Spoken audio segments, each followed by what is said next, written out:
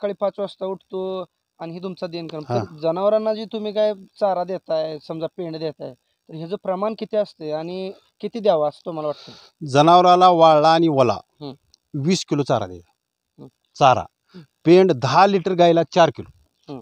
8 litre गायला 3 kilo हं. आणि 5 लिटर गायला 2 किलो. हं. हां, असा त्याचं रोटेशन करून प्रत्येक गाय. नमस्कार पशुपालक शेतकरी मित्रांनो, आज आपण सोलापूर जिल्ह्यातील मंगळवेढा तालुक्यातील आंधळगाव येथे आलेलो आहे. तर आज आपण असा आगळा वेगळा मुक्त गोठा बघत आहोत. तर या ठिकाणी या शेतकऱ्यांनी आपल्या पत्नीसोबत केवळ पत्नीची मदत घेऊन ह्या गोठ्याचं त्या ठिकाणी संगोपन केलेलं आहे.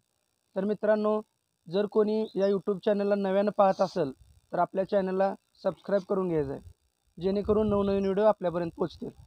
नमस्कार. नमस्कार. आपला परिचय? दत्तात्रय अंबादास मान देशमुख, राहणार आंधळगाव, तालुका मंगळवेढा, जिल्हा सोलापूर. बरं, आता मला सांगा, आपण हा दुग्ध व्यवसाय कधीपासून चालू केला? आम्ही ही दुग्ध व्यवसाय 2000 सालापासून चालू केला बरं.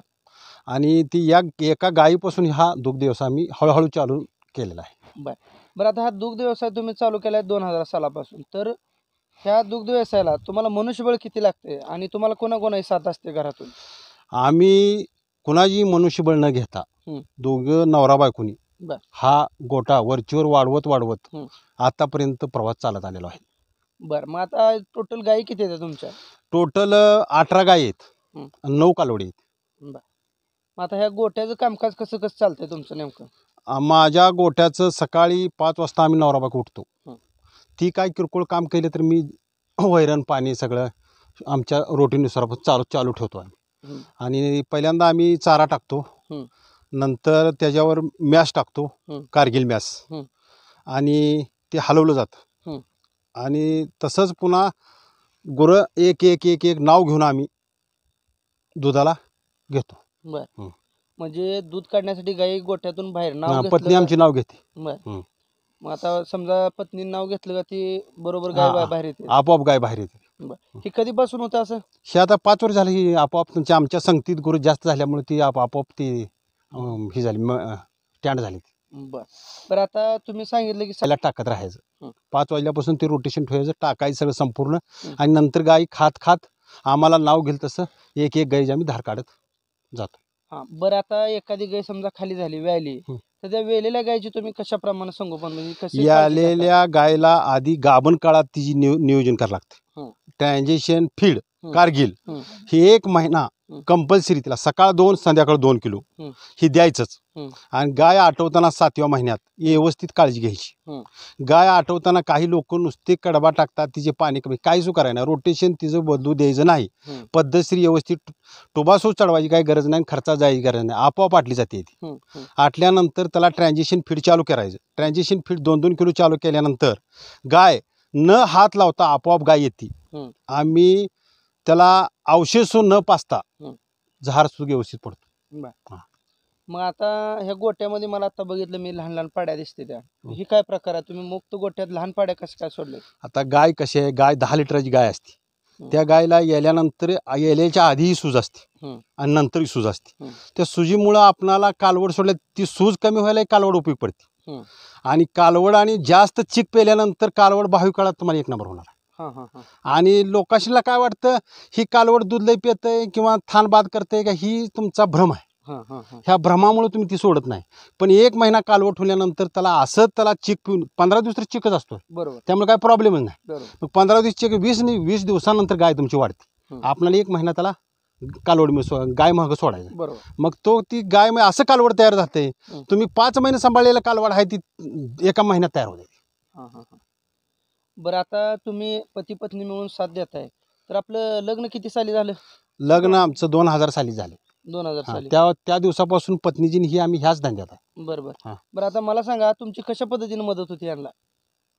मी यांना दिवसभर प्रत्येक कामात मदत करते. म्हणजे पेंड चारण्यापासून चारा टाकण्यापासून प्रत्येक गोष्टीत मी बरोबरीला यांच्या असतेच. बरं, आता मला सांगा, तुमच्या माहेरी होत्या का गाई? नाही. बरं, मग इथं आल्यावर तुम्ही कसं काय, म्हणजे हे असं जनावरांची कामं कसं करू वाटली तुम्हाला? जनावरांची म्हणजे आता पैशाची अडचण, बाहेर कामाला थोडी शेती होती, बाहेर कामाला जाण्यापेक्षा व्यवसाय मी निवडला. आपलं शिक्षण किती झाले? 10वी. 10वी. म्हणजे 2000 सालाला 10वी शिकून देखील तुम्हाला असं वाटलं नाही का बाबा कुठेतरी नोकरी लागावं, की असं गया करण्यापेक्षा शेती करण्यापेक्षा कुठेतरी नोकरी लागून म्हणजे असं बाहेर कुठेतरी ड्युटी करावं असं वाटलं नाही का? नाही. हं, आई वडिलांनी लग्न केल्यानंतर परत ऑप्शनच नाही ना. हं, हं, हं, आणि इकडे म्हणजे आमच्या इथं आता सासरी आल्यानंतर शेतीच होती ना, शेती व्यवसायच शेती होता त्यामुळे हं, हं, म्हणजे अगोदर आम्ही भाजीपाला असं शेतामध्ये घेत होतो. हं, नंतर मग आम्ही भाजीपाल्यात ते काही नियोजन आम्हाला काही परवडेना. हं. नंतर आम्ही गाय व्यवसाय निवडला. हां, म्हणजे माहेरी गाई केल्यात का तुम्ही पण? नाही. बरं. मग तुम्हाला ही तुमचा इथला अनुभव नवीनच होता म्हणाय सुरुवातीला? नवीनच हं, म्हणजे आम्ही अगोदर दुधाच्या गायी घेतल्याच नाहीत. हं, आम्ही पहिले असे कालवडी आणून हं. वेळेला झाले विकायचो. हां, मग आता ह्यात काय होतं, की बरीच पाहुणे लोक वगैरे काय म्हणतात, की बाबा ही गाई करायला लागलेत. असं सुरुवातीच्या काळात काय तुम्हाला नावं ठेवली का लोकांनी? होय. हं, नावं तर काय ठेवतातच की. हं, हं, हं, हां. परंतु आमच्या दोघांची जिद्द होती ना. हं, हं, हं, हा व्यवसाय करायचा आणि करून दाखवायचा. मग त्यातून आम्ही एका गाईपासून चालू केला. एका गाईला आम्हाला 5 कालवडी झाल्या. हं, मग त्या कालवडी आम्ही सांभाळल्या. हं, हं, हं, ते 1 आणि हे 6 हं, असे मग आम्ही असेच वाढवत कालवडीची पासूनच गाया केल्या हं. आणि त्यामुळे आम्ही आता इथपर्यंत पोहोचू शकलो. बरं आता तुमचं पुढलं ध्येय काय? तुमचं टार्गेट काय बाबा? किती गायी असाव्या आपल्या किंवा पुढं अजून काय अचीव्हमेंट करायची तुम्हाला? पुढे म्हणजे आता मुलांचं शिक्षणाचा खर्च आहे त्यामुळे तर गाय वाढवाव्याच लागणार आहेत. बरोबर. मग 25 एक गाई, बाकीची कालवड एक हं, हं. असा आता सध्या 25 गायी आहेत तुमच्याकडे. नाही हं. 18. 18 गायी आहेत. हं. म्हणजे साधारणपणे पुढच्या ह्या दिवसापर्यंत 25 गायी करायचं नियोजन आहे. बरं. निवड. हं. तर आता ह्या गायीपासून तुम्हाला वार्षिक साधारणपणे किती उत्पन्न निघतंय? वार्षिक गायीपासून उत्पन्न आम्हाला हं, गाय आम्ही त्यातल्या 3 विकतो. हं, 3 गायीचं 3 लाख हं, आणि दुधावर आम्ही आमच्या मुलाचं शिक्षण हं. की आमची आता ह्या गायीपासून आम्ही आमच्या वडिलांची जमीन 2 एकर होती. हं, आम्ही वैयक्तिक नवरा बायकून मिळून हं. 10 एकर जमीन केली. गायीवर. गायीवर बरं. 10 एकर जमीन केली हं, आणि दोघी शिक्षणाला आता एक 12वीची परीक्षा नेटची दिली आहे हं, आणि एक 10वीला आहे. बरं. आतापर्यंत शिक्षण ह्या पुढची 1 नंबरला आम्ही इथवर आणलं. हं, हं, हं. ही सोय आम्ही ह्या गुरातनंच केलेला आहे. म्हणजे दुग्ध व्यवसायावरती लेकरा-बाळांचं त्या ठिकाणी शिक्षण हां. करून हं. सगळा पारिवारिक जे काही हां, गोष्टी हां. लागणार आहेत, की ते सगळं करून हं, हं, हं. हं. ते करून तुम्ही साधारणपणे 3.5-4 लाख वार्षिक. हां, उत्पन्न आणि 10 एकर जमीन ही आम्ही 2 एकर आम्हाला हं. वडिलांची जमीन होती. त्याच्यावर आम्ही 10 एकर जमीन केली. बरं आता मला सांगा, बऱ्याच महिलांचं असं म्हणणं येतंय, आताच्या मुलींचं म्हणणं असं येतंय, की शेतकरी म्हणजे शेतकऱ्यासोबत लग्न करायला नको किंवा शेतकरी नवरा नको, सर्व्हिसदार पाहिजे. असं बऱ्याच मुलींचं, आत्ताच्या मुलींचं असं म्हणणं आहे. पण तुमच्या काळात तसं काय नव्हतं का? नाही माझं लग्न 2000 साली झालं. हं, मग प्रत्येकाचंच असा नोकरी असावा किंवा वडिलांची पण अशी इच्छा नव्हती. शेतीवर त्यावेळेस प्राधान्य होतं शेतीत हं, हं, आणि त्यामुळे काय हं, हं. पण आता ह्यानी तर सांगते सुरुवातीला आमच्याकडे जमीन कमी होती. शेतीचा जर विषय नाही, ही आमचा इकडला भाग दुष्काळी भाग आहे. ह्या भागात म्हणजे पाऊस पाणी कमी प्रमाणात असते. तर मग तुमचं माहेर कुठलं? आंधळगावचं. म्हणजे हां, ह्याच गावातलं आहे का? मामाची पोरगी अच्छा, अच्छा. बरं, बरं, बरं. आम्ही रिलेटिव्ह असल्यामुळं हां, म्हणजे बहीण भावंडाच्या नात्यातनं हां, हे हां. लग्न झालेलं आहे. बरं, बरं, हं. बरं. तर आता मला सांगा, सुरुवातीला ज्यावेळेस तुमचं लग्न झालं, त्या काळामध्ये ह्या दुग्ध व्यवसायामध्ये पडत असताना तुम्हाला काय-काय अडचणी आल्या आणि म्हणजे काम करत असताना काय-काय अडचणी आल्या? अडचणी खूप होत्या. हं, पूर्वी आमचा मुक्त गोटा नव्हता हं, आणि म्हणजे सुरुवात म्हणजे आम्ही पहिले कालवाडी आणत होतो. हं. कालवाडी आणल्यानंतर ते वेळेला झाल्यावर विकून टाकायचो. बरं.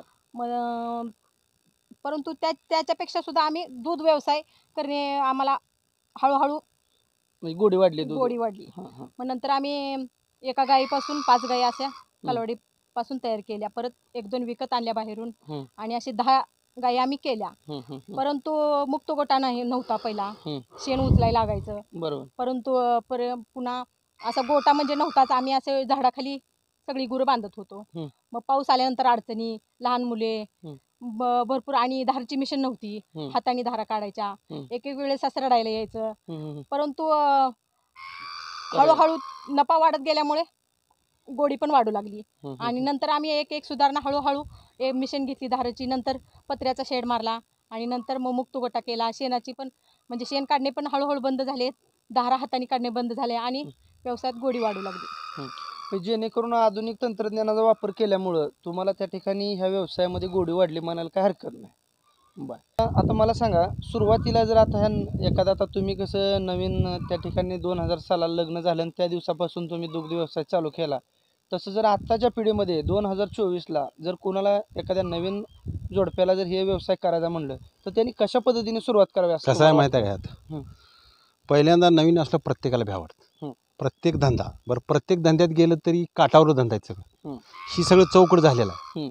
मग त्यामुळं ह्या आपणाला ह्या धंद्यात यायचं आहे. हं. आपली त्याची पॉझिटिव्ही पाहिजे पहिल्यांदा. पॉझिटिव्हिटी. ती पॉझिटिव्हिटी पाहिजे आणि पॉझिटिव्ही असल्यानंतर हं. त्यानं जर सुरुवात पॉझिटिव्ह ह्याने जर केली हं. त्याला कधीच ती हार मानणार नाही. म्हणजे अडचण अडचणी येणार नाही आणि त्याची करण्याची वृत्ती पाहिजे त्यात, त्या बरोबर. नवरा बायकोची. हं. नाहीतर कोणतर आपण शान काढायला लागलो किंवा पाहुणा रावळा आला समजा हं. ती कटमध्ये येणार. हं. ती लाज हा शब्द बाजूला ठेवायचा. हां. तो लाज शब्दची जर बाजूला ठेवला हं. हा धंद्यात तो सक्सेस होणार बरं. आणि लाजला हं. तो कधीच बोर जाणार नाही, बरं. असं माझं वैयक्तिक मत आहे.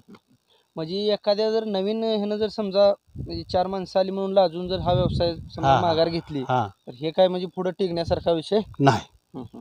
आणि त्यानं जर करत जर गेला वरची हं. बरं त्याला आता पहिल्यांदा आता इंजिनियरला 12,000 पगार आहे. हं. त्याला सध्या जर ह्या 10,000 मिळाली समजा, हं. 10,000 मिळाली हं. आणि गुढी लागत टप्प्याटप्प्यानं मोहर गेली तर तो सुरुवातीला त्याचं लग्न झालेलं असते, त्याची मुलं मोठी होईल तसं टप्प्याटप्प्यात मोहर गेला तर तो सक्सेस होऊ शकतो आमच्या, बरोबर. असं आमचं मत आहे. हां, मग आता हा दुग्ध व्यवसाय सुरुवात करत असताना सुरुवातीला तुम्हाला म्हणजे अशा आर्थिक अडचणी असतील किंवा एखादी आपत्ती असेल, समजा गाय दगावणं असेल किंवा गाय आजारी पडणं असेल किंवा काय व्यथाना त्रास होणं गायला, अशा काय म्हणजे अडचणी तुम्हाला अनुभव आल्या का? अहो प्रत्येक धंद्यात हं. अपयश आल्याशिवाय हं. यशाची पायरी तुम्हाला येऊ शकणार नाही. बरं. अपयश ही आलंच पाहिजे, हं. हं. त्याच्याशिवाय माणूस कधीच सुधारणार नाही. हं. अपयश ही यशाची पहिली पायरी. बरोबर.